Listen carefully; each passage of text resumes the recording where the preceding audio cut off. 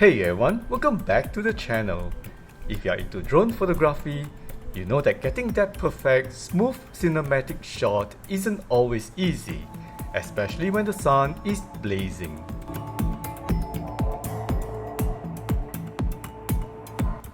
Today, I want to share a little experiment I ran with these tiny but mighty accessories, the DJI Neutral Density or ND filters. Are they really worth it? Can these small pieces of glass actually make a big difference to your drone footage?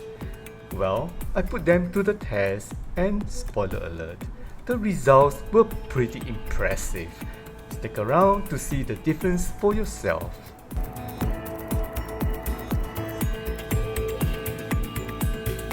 Alright, so for the first flight, I wanted a baseline. I took the drone up on a bright sunny day without any ND filter attached. Now, as you can see, the footage is okay. The scenery is beautiful, no doubt, but look closely. The bright areas might be a little blown out, losing details in the highlights. More importantly, to get the correct exposure, the camera's shutter speed has to be really high. This can sometimes lead to slightly jerky or unnatural looking motion, especially with fast movements or rotating shots. It lacks that smooth, cinematic feel we are often chasing. This is our starting point.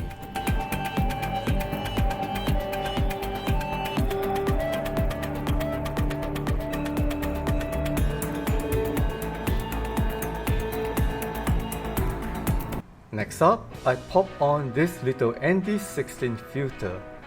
Think of the ND filters like sunglasses for your drone camera. They reduce the amount of light hitting the sensor, which allows you to use a slower shutter speed even in bright conditions. The 16 means it cuts down the light significantly. The goal here is often to get closer to the 180-degree shutter rule for that natural motion blur.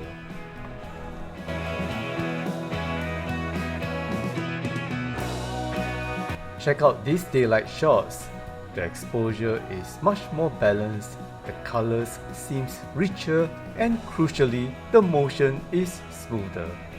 Because I could slow down the shutter speed, everything just flows more cinematically. Fast pans or beating shots, they just look more professional and pleasing to the eye. The ND16 really turned these bright daylight conditions into gorgeous, usable footage. No more blown out skies.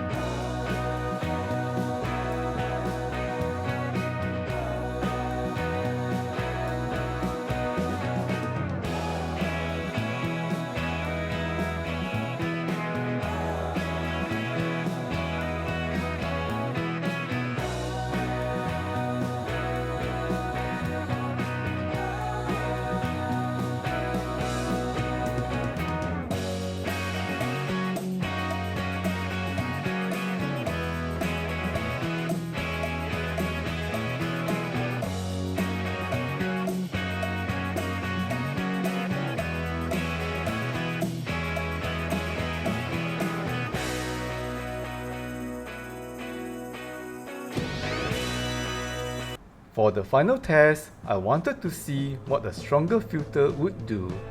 I switched out the ND16 for the ND64.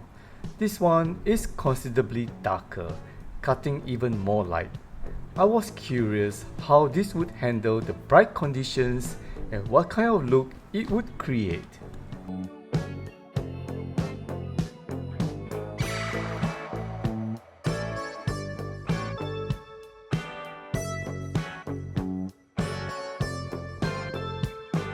And here's the footage with the ND64. As expected, it's a bit darker overall, but look at the contrast. It really deepens the shadows and makes the colors pop in a different way. This filter gives the footage a more dramatic, moodier feel.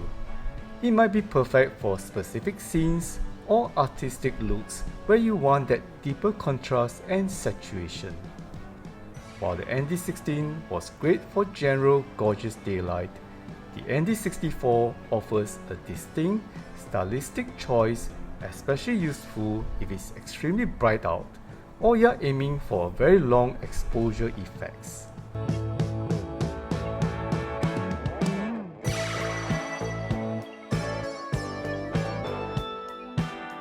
So, what's the verdict?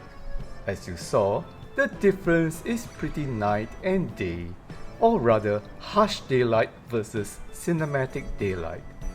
These ND filters are relatively inexpensive and incredibly compact, but the impact they have on video quality, especially in bright light, is huge.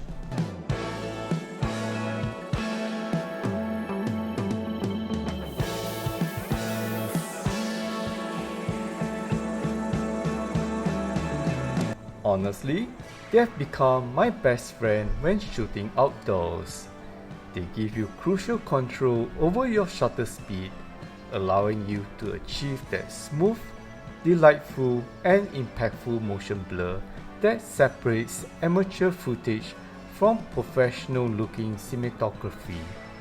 Whether it's a versatile ND16 for general daylight or the stronger ND64 for intense light or specific creative looks, having them in your kit is a game changer.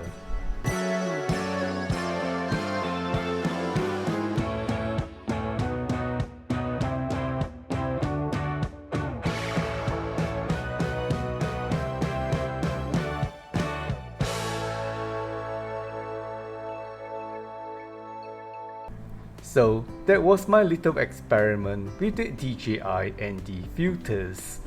I hope seeing the side-by-side comparison was helpful.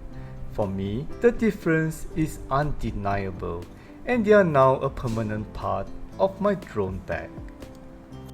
What do you think? Do you use ND filters on your drone? Which one is your go-to? Let me know down in the comments below. I'd love to hear about your experiences.